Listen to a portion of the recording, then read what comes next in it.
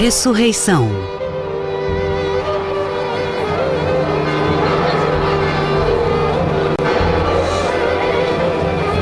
Sexta-feira Santa, Jerusalém, Páscoa de 2005.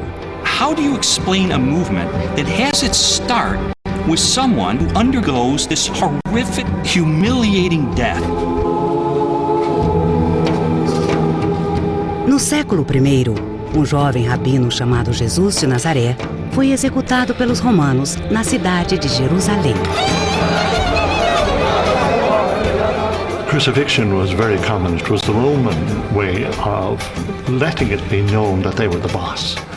Os condenados eram obrigados a percorrer as ruas apinhadas da Cidade Velha, carregando uma pesada cruz de madeira até o lugar da crucifixão, fora dos muros da cidade. It's a death that involves first a scourging, a beating. Many people died before they even got to the cross. The other sort of image people have in modern day of this crucifixion was the entire city of Jerusalem sort of stopping and pausing. I don't believe that anyone in Jerusalem had the time to watch the crucifixion of Jesus. In terms of the events of the time, it was probably relatively unnoticed. Pontius Pilate crucified lots of people. You have to remember that the original Jesus movement was a very, very small group. How small? Well, they all get together in one room for dinner. So that'll give you some notion of just how small they are. A little execution party. I'm afraid the attitude would be what we do when we an accident on the highway. You know, isn't this awful? But we're losing time. Seus discípulos, que haviam sido seus melhores amigos, haviam fugido. I think they were afraid. Jesus was now marked out as a criminal, and therefore anyone who was associated with him, would expect that they might be next. Peter is accused of being a disciple, and he lies. He says he doesn't know Jesus. You know what? That's understandable. When you think you may be next, are you one of them? Are you with Jesus? Hey, let's arrest it. I mean, it would have been, hey, yeah, never heard of the guy, don't know him. He was then nailed to a cross and hung on the cross with two thieves, one on each side, and apparently hung there for 3 hours. De acordo com os evangelhos, apenas um de seus discípulos, João, estava ali com a mãe de Jesus e algumas mulheres, entre elas Maria Madalena. How close they could get to the cross, I don't know. They would want to be fairly close because we have terrible crows here. And one of the penalties of crucifixion was the crow on your shoulder eating your eyes when you're still alive. So I imagine that the women disciples, they would want to be close enough to shoo away the crows and of course the wild dogs. I think it's difficult to underestimate the catastrophe that the crucifixion was for these first disciples. They had hoped that Jesus of Nazareth would be the Messiah who would deliver Israel and bring the kingdom of God. And instead, he was crucified and now dead. Their dream was over. Everything failed. Let's go back to life as it used to be. It's easy to imagine the disciples scattering and disappearing into the narrow streets and alleys in the old city of Jerusalem. What's harder to explain is what happened next, because within days, those same disciples suddenly emerge and begin proclaiming that Jesus has risen from the dead. People have been arguing for centuries about what really happened. So we decided to investigate the mystery at the heart of Christianity, the resurrection.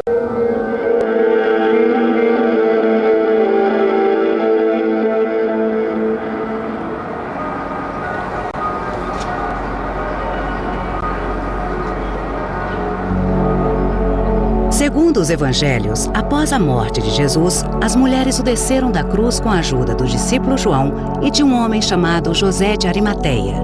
When you were crucified, you very often were not buried.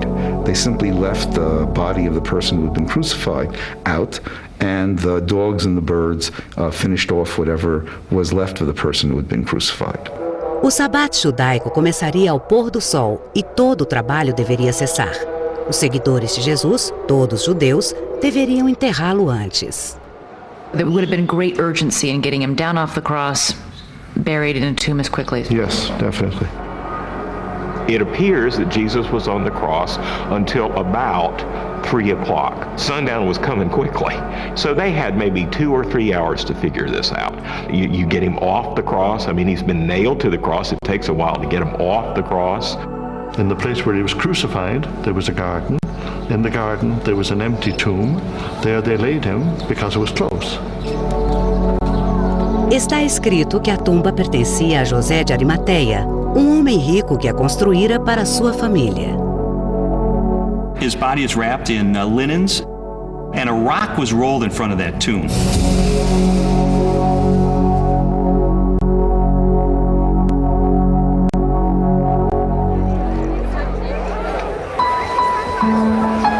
Coto de Casa, Califórnia, Páscoa de 2005. Good morning, everybody. Happy Easter. Now after the Sabbath, as it began to dawn toward the first day of the week, Mary Magdalene and the other Mary came to look at the grave. When it feels like my dreams are so far, sing to me of the plans that you have for me over again. So I lay my head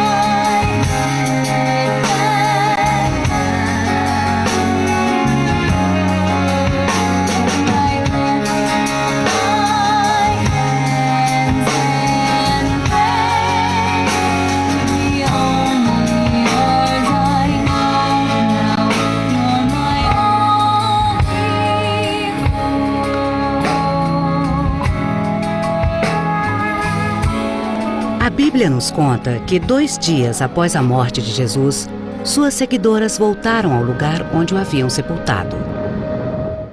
Mary, Magdalene, and others, various accounts mention different ones. They go to the tomb very early around dawn. To wash the body, to put spices in the shroud. And they see that the stone that was rolled across the entrance to the tomb was now rolled back. It was lying off on the ground. And they go into the tomb wondering what has happened. And what did they find? They found an empty tomb. And the burial cloth was simply lying there on the place where they had laid the body. And the immediate conclusion they drew, someone stole the body. See, there was no glory, hallelujah, he's risen from the dead. And they see an angelic apparition in the tomb who informs them that Jesus of Nazareth is risen from the dead. And they are absolutely unraveled by this. Filled with trembling and fear, they flee from the tomb. And then the word begins to spread. The women have discovered the tomb empty. That's impossible. How could it be? He's resurrected?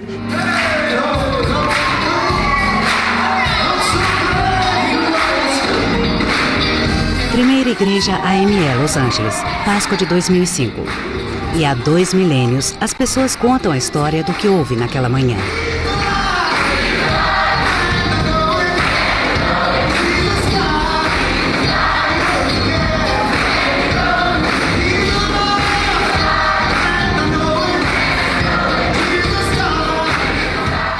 It is the pivotal event of all history. History is broken into 2 parts. A faith that has gone around the planet. Billions of people who are followers of Jesus down through history. As a result of this story from the 1st century that rang so true.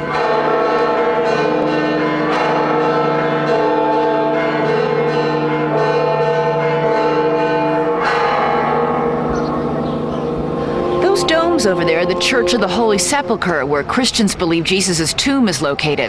As we began to investigate what happened on that first Easter Sunday, we learned that nearly every detail of the story is debated. Was the tomb really empty? And even more basic, was Jesus ever buried in the first place? Muitas vezes, como parte do castigo, os romanos negavam um enterro digno ao crucificado.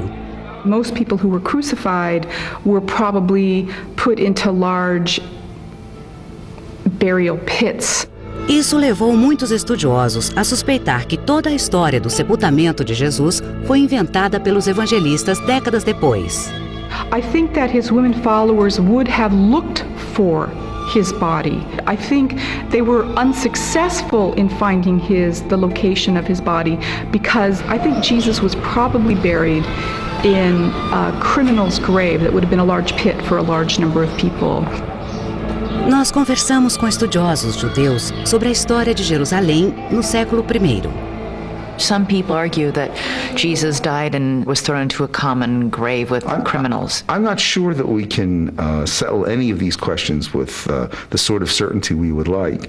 I don't see any reason to doubt the gospel tradition. Bodies were normally released for burial. So does it ring true to you then, the part of the story that Jesus was buried in a tomb? Yes, I think that there's plenty of evidence for people who were crucified and buried.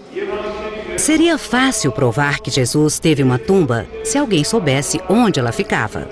Mas parece que os primeiros cristãos não marcaram o local.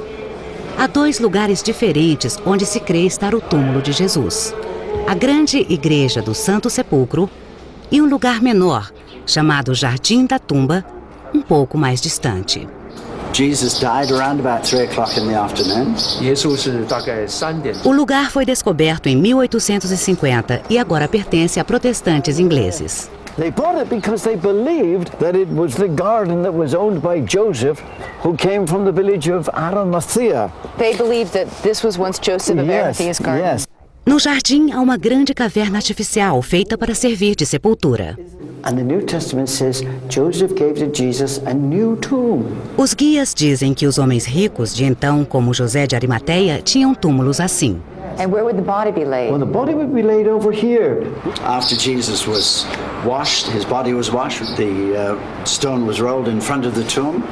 Eles acreditam que a tumba ficava aqui porque é bem ao lado do suposto local da crucifixão, um lugar chamado Gólgota. Now, Golgotha means place of a skull. Ken mostrou uma escarpa rochosa que ele disse parecer uma caveira. Here we've got eyes, nose and mouth. Ken admite que a escarpa já não lembra muito uma caveira, mas que no passado, antes de a rocha se erodir, era muito parecida. No tempo de Jesus, o local de execuções teria sido exatamente embaixo da escarpa, em um vale que hoje é uma estação de ônibus.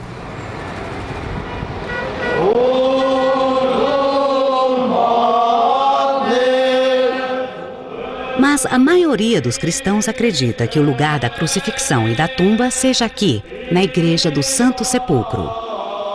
Ela foi construída 300 anos depois de Jesus pelo primeiro imperador romano cristão, Constantino, e graças à sua mãe, Helena.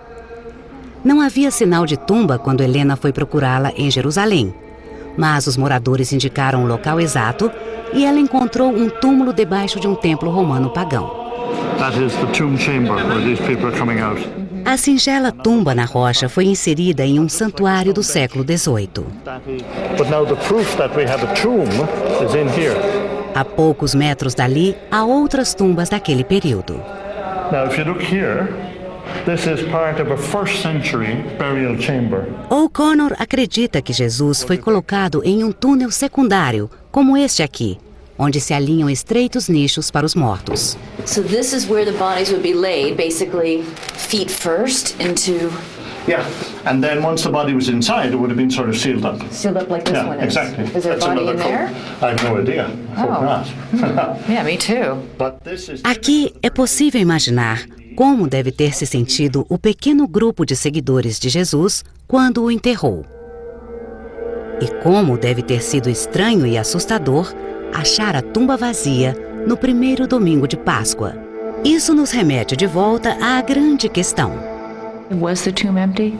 I assume the tomb was empty. That's the type of belief which is readily falsifiable, but let's go check the tomb. Bodies can readily be checked. Are they still in the tomb, in the cave or not? Até os historiadores que não são cristãos nem acreditam na ressurreição acham verossímil a história do túmulo vazio. Para começar, ninguém questionou essa história no século I. Now, the people who doubted the tradition in antiquity never doubted the fact that the tomb was empty. The only point that was in dispute between the different sides 2,000 years ago is why was the tomb empty? Nobody was saying, oh yes, the body's right there. Everybody agreed the body was gone. Everybody agreed the body was gone. Christians said the tomb was empty because Jesus had been resurrected, and Jews said the tomb was empty because the disciples stole the body. You know, isn't that strange that no one ever indicated, well, I took the body. It's over here. So, if the tomb was empty, where did the body go? I don't know. That I don't know.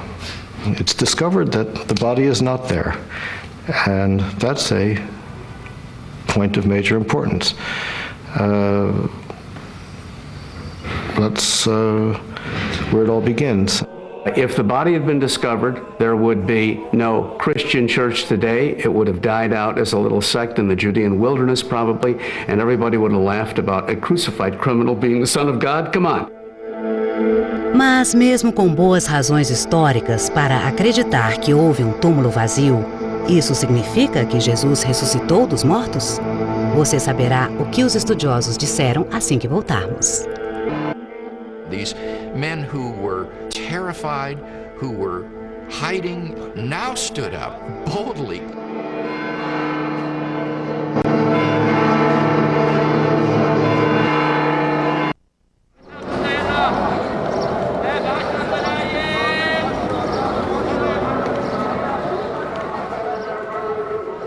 A Bíblia diz que a partir do domingo de Páscoa e por um breve período após sua morte, Jesus de Nazaré apareceu para seus seguidores ressuscitado. Uma das versões diz que ele apareceu para Maria Madalena no jardim onde ficava a tumba, logo após ela descobrir o sepulcro vazio. Mary doesn't expect anything to happen. She's weeping, looking into the tomb. Distraught, her beloved master's body is gone, and she then sees him and thinks it's the gardener.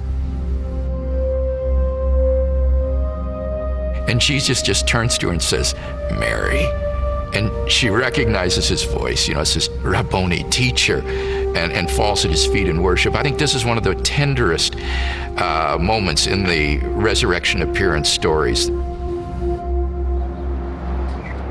E há relatos de que Jesus apareceu para seus discípulos em vários lugares nos 40 dias seguintes. Em um deles, ele apareceu para 2 seguidores que caminhavam de Jerusalém para um lugar chamado Emaús. Hoje, Emaús é uma aldeia palestina chamada Kubeib, a 35 quilômetros de Jerusalém. The two of them are walking along the road, and a stranger just appears beside them? Yeah. Or? And says, why are you so depressed? And then they tell him all their hopes have been dashed. Their friend and mentor, Jesus of Nazareth, was crucified. They didn't recognize him.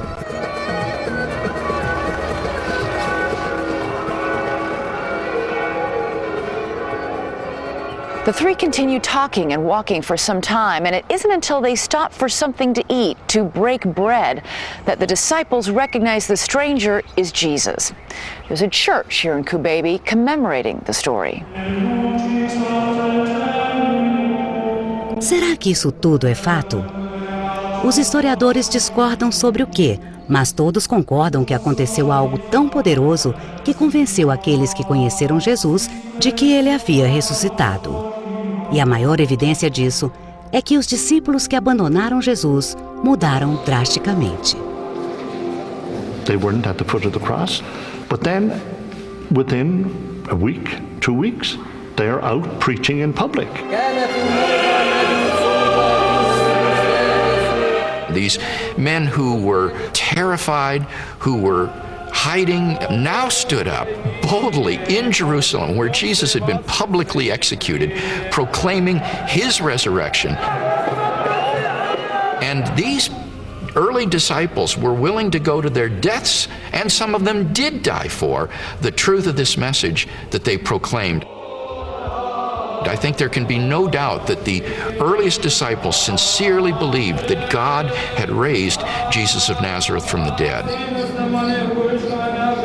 Does that ring true? Yes, it does. If they were convinced he was resurrected, however that happened, then You can go out, and the worst that might happen to you is you might get killed, and he was too. And look, if he could beat death, then you can too. Mesmo Tiago, que a Bíblia chama de irmão de Jesus, se convenceu. It is well attested that neither James nor any of Jesus' younger brothers believed in Jesus during his lifetime. They didn't think he was the Messiah or the Lord or anybody particularly special. I mean, what did James think of Jesus while he was alive? That he's nuts. He's nuts. Yeah, that he is out, literally, he is out of his mind in Mark chapter 3. And yet, James is later put to death, he's stoned to death as the leader of the church in Jerusalem. And that's circumstantial evidence, but it's powerful evidence. Many of us have brothers. What would it take to make you believe that your brother is the Lord so that you would be willing to be stoned to death for this belief?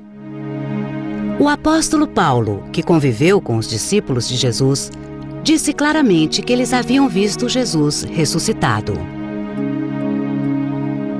Paul says, now, I'm telling you the stuff that has been handed on to me, that Christ died for our sins in accordance with the Scripture, that he was buried, that he was raised, that he appeared to certain chosen witnesses, and then he lists the witnesses. Paul goes to Jerusalem on a fact-finding mission. The verb that he uses to describe this visit in the Greek is historisai.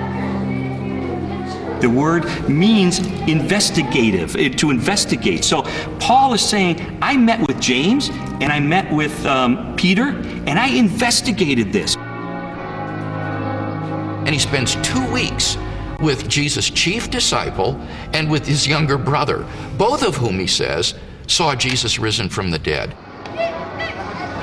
Historiadores apontam vários líderes que disseram ser o Messias em Jerusalém no século I, mas seus movimentos morreram com eles quando crucificados pelos romanos.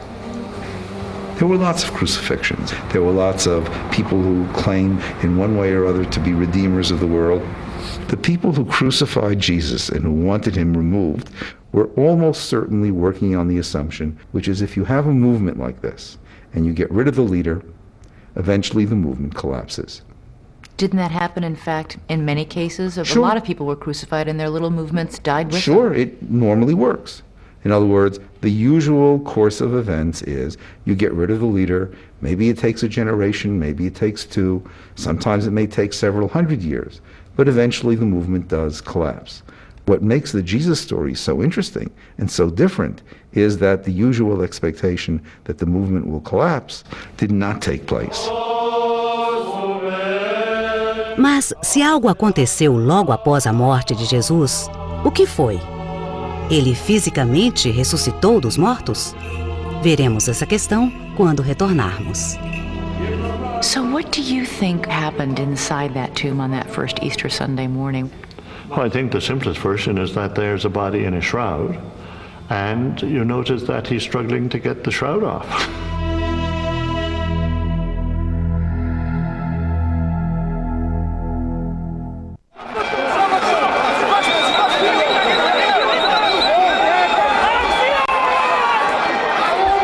Todos os anos, na Páscoa, cristãos do mundo todo se reúnem em Jerusalém para celebrar a ressurreição de Jesus.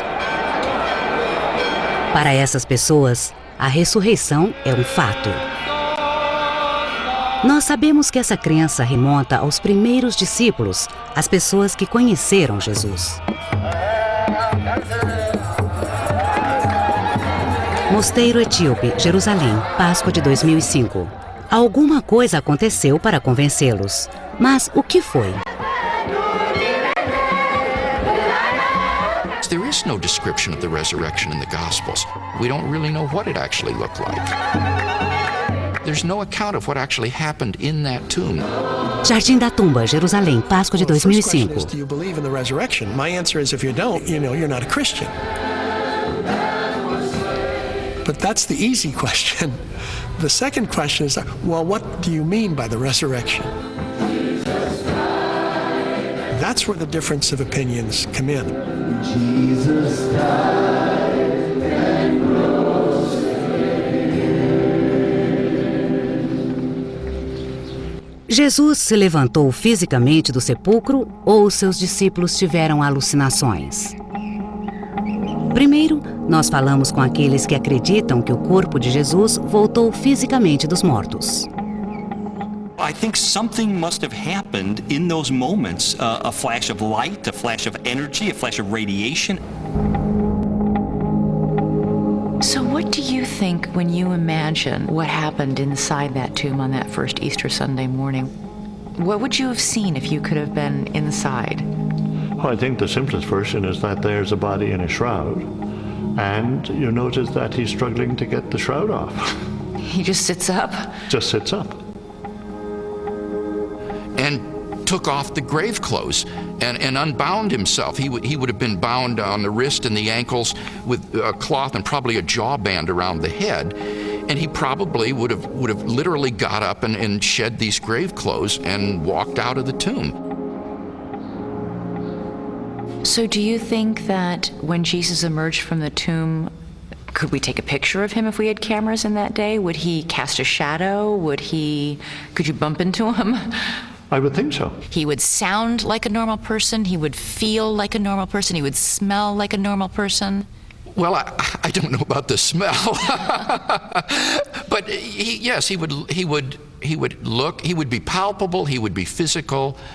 He would be tangible.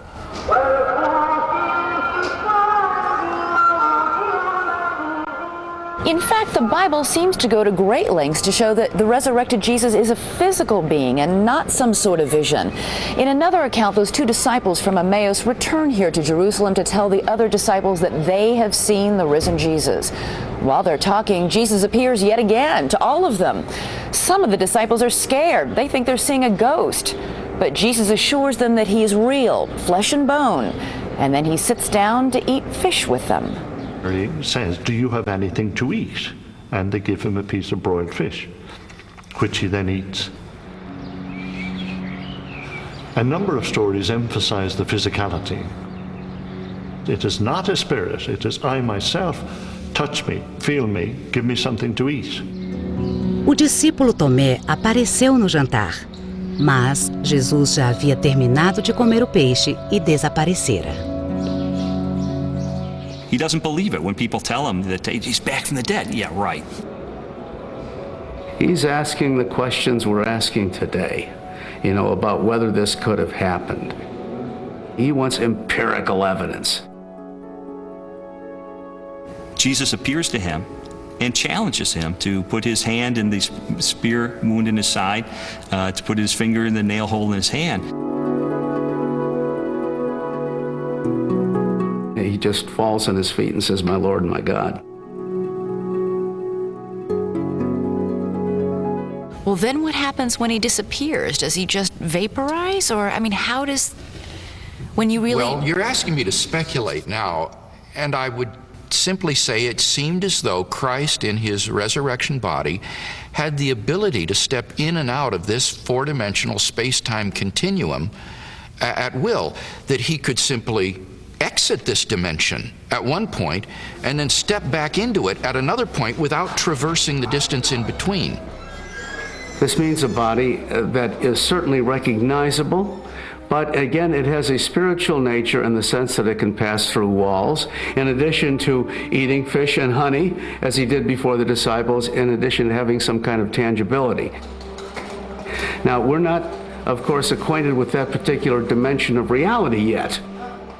But the whole hope of the Christian church is that we also will share with Jesus this glorified body condition after the final general resurrection.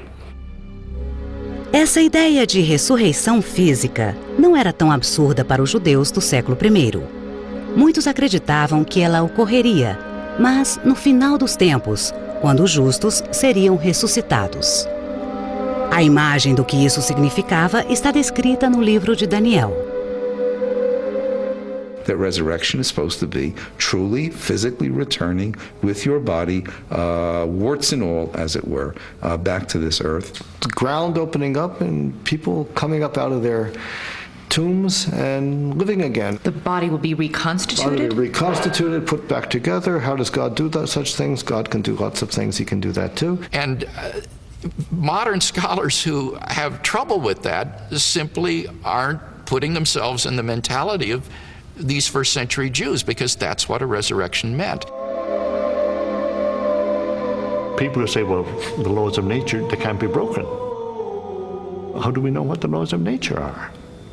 Is the question that should be asked. If the worldview is this is only a material world and there can be no outside intervention, then yeah, you got a problem explaining the resurrection, because there is no naturalistic way that Jesus rose from the dead. It's not possible. But if we open ourselves up to the possibility that God exists and created the universe, if God exists and created the universe, this is child's play for him. Ouviremos pontos de vista muito diferentes ao retornarmos.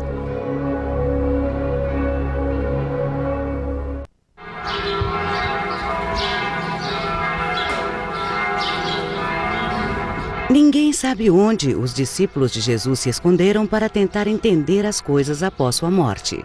Uma teoria é que eles se reuniram em um local chamado Monte Sião, em Jerusalém, onde a maioria das aparições da ressurreição aconteceu. Mas nós também ouvimos historiadores que pensam não ter havido ressurreição física. As histórias teriam sido inventadas e escritas décadas depois da morte de Jesus. Para eles, após a crucifixão, os discípulos, derrotados e desanimados, simplesmente voltaram para casa e para a vida de pescadores no Mar da Galileia. Os relatos dos evangelhos não seriam descrições do retorno físico de Jesus, mas de sonhos ou visões. The kind of resurrection body that the early Gospels talk about, the Gospel of John, for example, where Jesus appears in a room with locked doors. Those kinds of experiences suggest not the kind of physical body that we would see today, but something that we, if we have to use our categories, would look much more like a visionary experience. So you believe that the resurrection wasn't a body walking out of a tomb?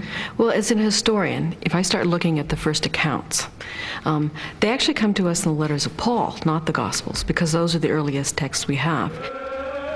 Nesses textos, Paulo escreve, em grego, que Jesus apareceu para vários discípulos.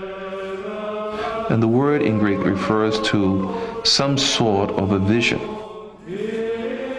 In the ancient world, if you had a dream at night, the assumption was that it was real. It was real. Visions, whether waking or asleep, are very common cross-culturally. A very human kind of experience that one has. People on the battlefield have them in periods and times of stress. People in times of extreme mourning and bereavement will honestly believe they see the dead person before them. People whose hopes have been dashed in that awful way very often come up with various items of belief. But where do they get this idea? They were all scattered. No, how do they all come together and plot and come up with this far-fetched theory? They don't all come together and plot. What happens is that there's a kind of dynamic in the community that you begin to play with possible answers.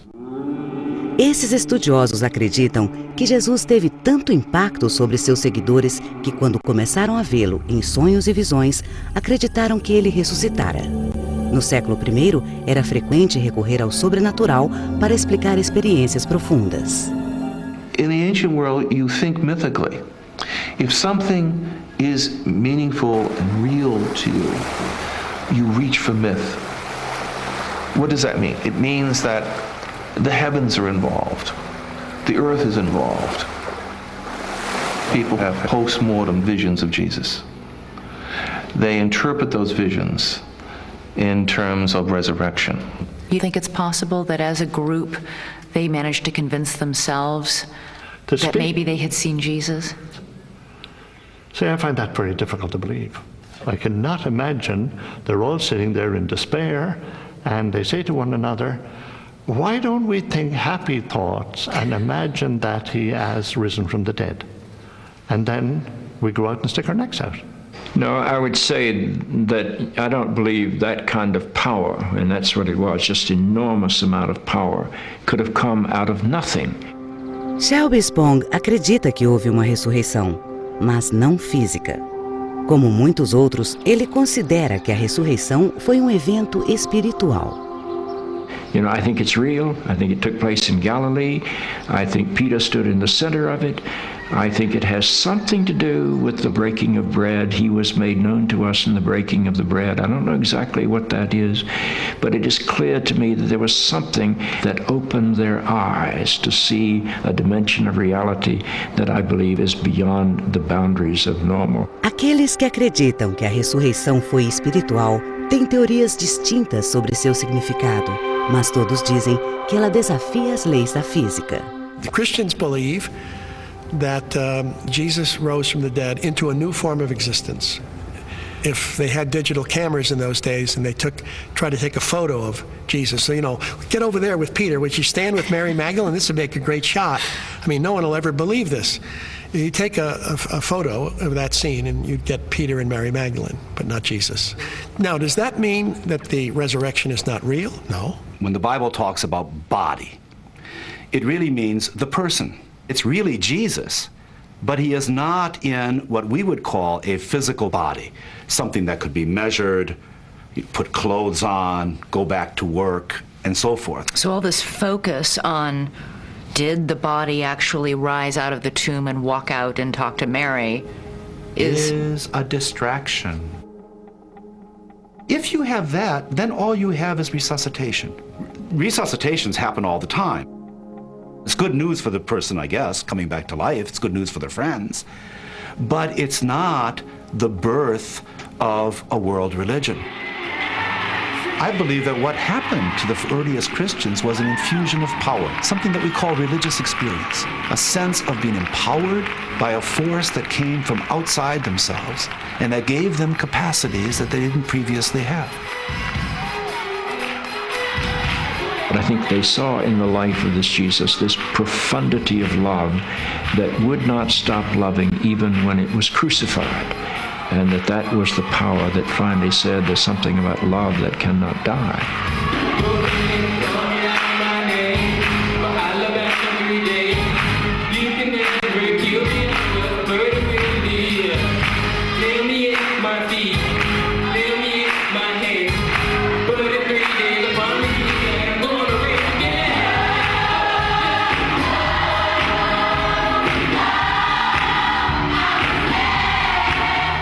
Por mais divididos que os cristãos estejam hoje a respeito do que houve no primeiro domingo de Páscoa, esta crença é comum a todos eles.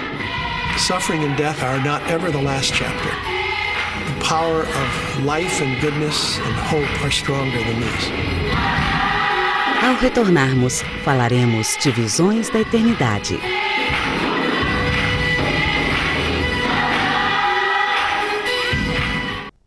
The questions of faith, belief, and our place in eternity are powerful and divisive.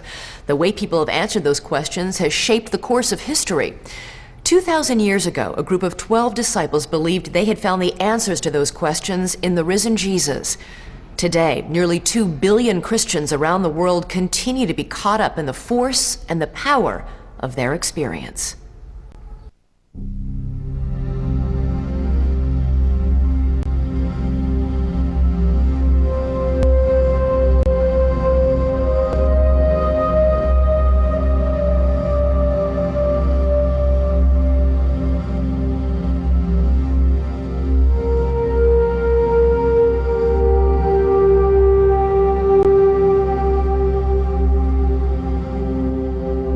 A lot of people want to see the resurrection as some sort of a Renaissance painting where Jesus appears as a buff bod. But that's not, I don't think, what the resurrection meant for some of these Jesus believers. What the resurrection meant was that the words, the wisdom, the deeds of Jesus were ratified by God. Where is the Spirit of Christ? It's in that interrelationship, in the concern for one another. That seems to be where it was all happening. And in some ways, that vision of a community is a marvelous thing.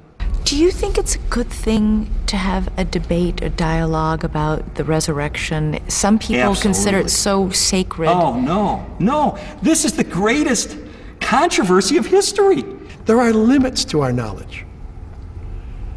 And frankly, I think it's a lot easier not to believe. You don't have to explain anything to anybody. You don't have to answer questions like you're asking, which are friendly questions, but they're good questions. The resurrection story, what impact and meaning does it have in people's lives? I mean, what can we draw from that? The hope of the resurrection is that someday we too will be raised from the dead, and we will have these powerful, glorious, immortal bodies, freed from every disability, every physical defect, every disease and sickness, and will be restored to a condition of physical and psychological wholeness. If what the resurrection is opening our eyes to see the reality of a God presence that's always in us, over us, around us, and through us, then the hope of life after death is not about being put off in some heavenly land flowing with milk and honey in some distant place above the sky. It has to do with living your life fully.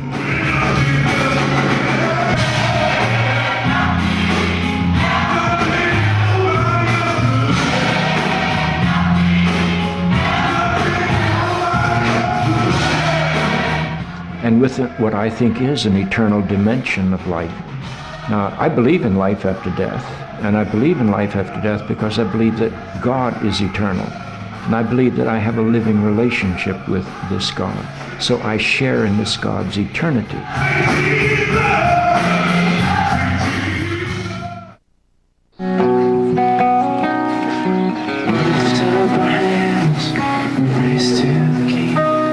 We lift up our hearts as an offering, sing hallelujah.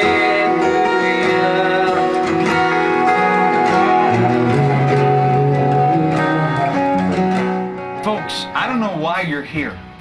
Some of you came because you are a follower of Jesus Christ, and today is one of the greatest days of your life. Jesus rose from the dead and is alive.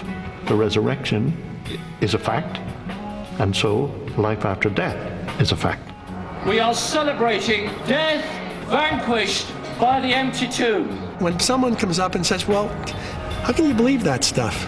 Well, there are days when it's hard to believe it. And that's what makes faith a leap. It's what makes faith a risk. I mean, that's what faith is. Faith is the substance of things to be hoped for. And so he has risen, we fall on our knees. We worship the Lamb, whose death brought us peace.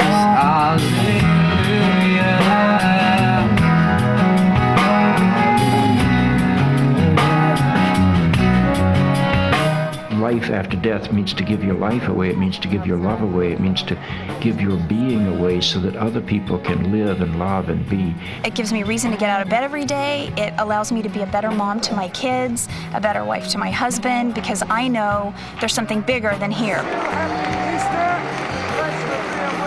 That's what it's all about. This is our reason for worshiping and praising Him. Nothing would be relevant in our lives if this day didn't exist. I think we will discover someday that all life is deeply interconnected in ways that we can't even imagine now.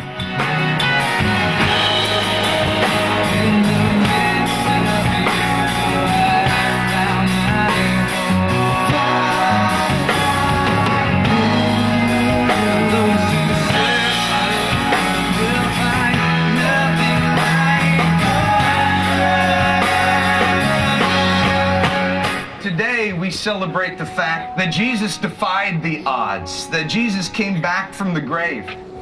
That's got to be the greatest news there is. Everybody, I think, in his or her right mind, wants to believe the grave is not the end. It gives me the strength to know that you can come back and you can be stronger. And so that's what Easter is for me. It's a day of hope. When we die, there is life after death. It's a wonderful day.